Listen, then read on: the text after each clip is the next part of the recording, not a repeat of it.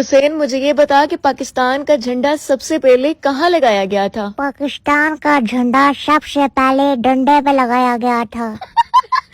نالائق انسان، تجھے کسی چیز کے بارے میں پتا بھی ہے؟ ہاں، کھانے پینے کی چیزوں کے بارے میں سب پتا ہے مجھے۔ ایسی بات ہے تو کوئی سے بھی، پھر تم مجھے 15 فروٹس کے نام بتا۔ مالٹا، سیب، آم شاباش، 3 ہو گیا، 12 رہ گئے اور 1 درجن کیلے۔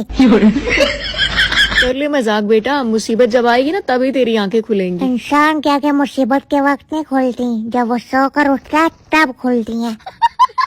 یہ اس طرح کے خیال کیا تجھے باتھ روم کی سیٹ پہ بیٹھنے کے بعد آتے ہیں؟ یار آپ میرے تو باتھ روم کی کنڈی ہی نہیں ہے، وہاں بیٹھ کے تو صرف مجھے دروازہ کھولنے کے خیالات آتے ہیں۔